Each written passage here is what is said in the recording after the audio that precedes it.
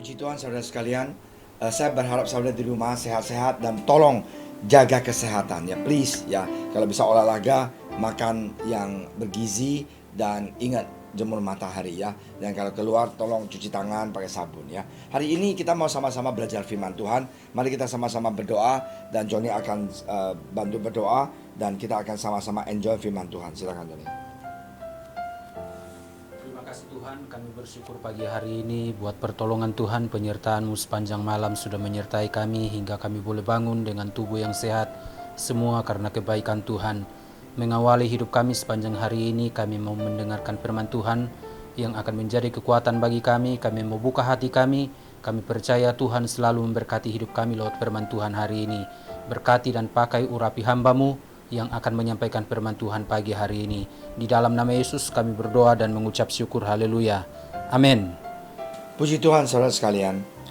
Di Amsal 5 ayat 21, ya kita akan sama-sama dengar firman Tuhan yang simpel sekali ya. Kita akan sama-sama nikmati. Silakan. Amsal pasal 5 ayat 21. Karena segala jalan orang terbuka di depan mata Tuhan, dan segala langkah orang diawasinya. Nah, apapun yang kita lakukan, semuanya dikelihatan di mata Tuhan.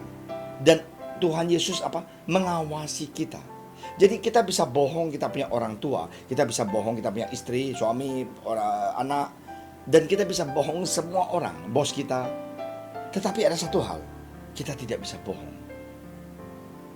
The author of our life, yaitu Sang Pencipta dalam kehidupan kita. Jadi kadang-kadang orang bilang, oh Pastor Amin, saya nggak enak loh, saya nggak tahu loh ya, Tuhan ngerti nggak sih perasaan saya?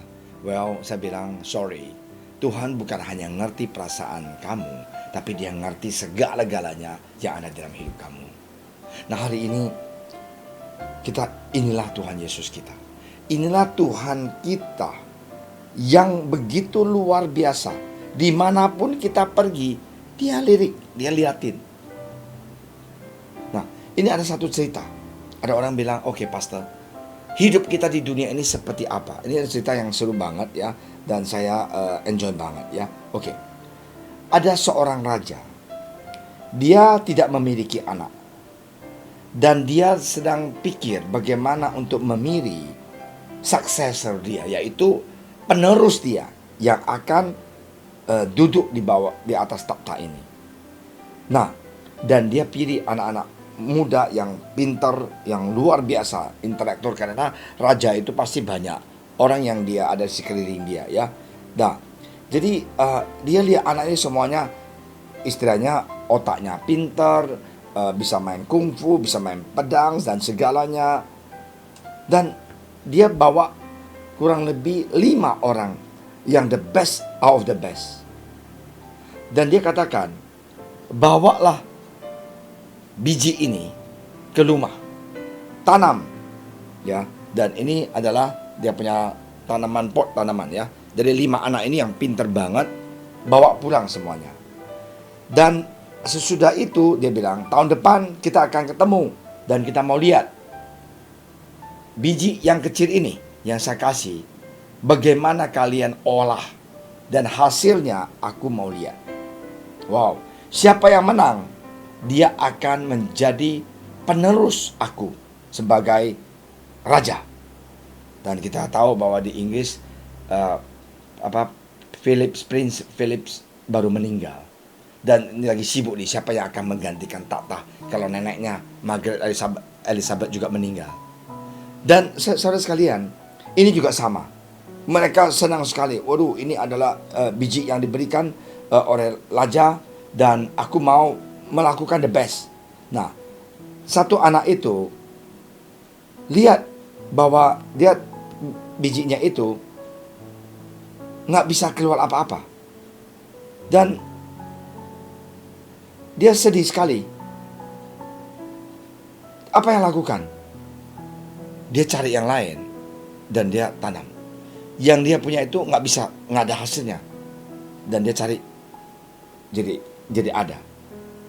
Nah, apa yang terjadi? Yang kedua juga bilang, kok nggak bisa ada apa-apanya ya?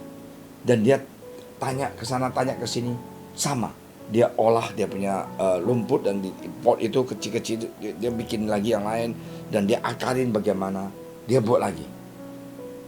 Dan yang ketiga sama juga, nggak bisa, mereka bingung. Kenapa ya ini? Ada salah apa ya? Apakah tanahnya kurang pupuk atau gimana? Dia kasih pupuk lagi dan dia curi lagi, dia tak kasih lagi biji yang lain, ya, yang lain taruh di sampingnya. Oke, semuanya lakukan hal yang ini. Hanya ada satu anak yang sedih sekali dan dia lihat dia punya itu nggak bisa nggak bisa bertumbuh. Dan dia merasakan ada satu hal, ya sudah, kalau memang ini adalah hasilnya, saya mau sampaikan ke raja. Jadi aku sudah usahakan melakukan, berarti ini nggak bisa. Nah inilah hasil saya. Dan setahun kemudian 5 anak ini ketemu dengan raja dan mereka membawa mereka punya hasil. Semuanya bilang, oh saya punya keluar bunganya bagus, saya punya keluar ini buahnya luar biasa.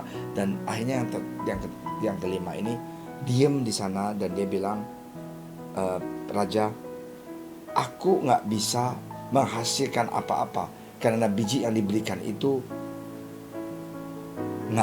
nggak bagus gitu. Nah aku mau jujur sampaikan ke raja, saya tidak keberatan. Aku tidak akan terusin dan saya tidak terpilih, nggak ada masalah. Tapi inilah hasil aku. Semua orang bingung dan mikir, aduh bodoh banget anak you. Kalau nggak bisa bertumbuh, yuk akalin aja, kenapa you nggak pakai otak. Akhirnya rajanya ketawa, 1, 2, 3 dia lihat, oh bagus. Sampai yang kelima itu, dia lihat nggak ada apa-apanya. Akhirnya dia katakan apa? Dia bilang, aku memilih anak yang tidak bisa mendapatkan buah dan hasil apapun. Karena dia adalah anak yang jujur. Lupanya biji yang dikasih raja itu, 5 biji itu, semuanya sudah dilebus dan gak bisa lagi bertumbuh. Dan hanya satu anak yang jujur, yang tidak pakai otaknya untuk licik, untuk menyenangkan raja. Dan inilah yang dipilih menjadi penerus dia. Saudara sekalian, kejujuran itu haruslah menjadi kita punya lifestyle, kita punya kebiasaan, kita punya habit.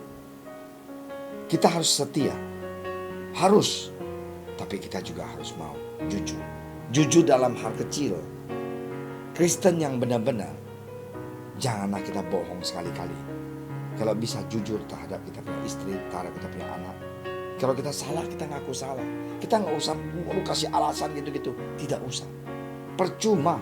Kayak anak ini alasan, raja kenapa nggak pilih aku, kan raja kasih aku bijinya nggak bisa, aku ganti supaya ada hasilnya. Ini juga bilang gini ini tanahnya kurang. Raja ketawa aja. You kasih saya alasan, saya bukan mau lihat alasan kamu, saya mau lihat kejujuran Anda. Nah hari ini please, jadilah orang Kristen yang jangan bohong dan pakai akal untuk licik untuk mendapatkan sesuatu yang kita mau. Kita jujur dan berdoa saja.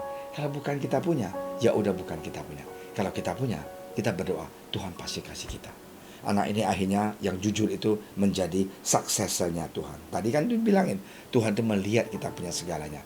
Marilah kita jujur di hadapan Tuhan dan juga jujur dengan teman-teman dan saudara sekalian di dalam kehidupan kita. Tuhan Yesus pasti berkati kita. Tuhan Yesus pasti lindungi kita. Tuhan Yesus pasti menjaga kita dan memberkati kita berlimpah-limpah asal kita jujur menjaga integritas kita dan setia terhadap Dia. Tuhan Yesus berkati. Ya, mari kita percaya pada Dia, menjadi anak yang jujur dan taat kepada Dia. Kita berdoa. Terima kasih Tuhan Yesus atas firman Engkau. Tuhan, kami harus mau sungguh-sungguh menjadi anak Engkau yang takut akan Engkau, patut dan taat kepada pengajaran Engkau. Terima kasih Tuhan, biarlah kami juga seperti anak yang kelima itu, yang tidak mau pakai licik otak Tuhan untuk membohong, dan kejujuran kita itu akan membawa berkat karena Engkau adalah Allah yang cinta setiap anak-anak yang tulus dan jujur. Terima kasih Tuhan Yesus. Sekali lagi kami serahkan brother sister kami di gereja dan teman-teman kami tangan Engkau. Berkatilah mereka, kuatkan iman mereka, sembuhkan mereka yang sakit. Berkatilah usaha mereka, ya keluarga mereka. Dalam nama Engkau Tuhan Yesus kami telah berdoa. Haleluya. Amin.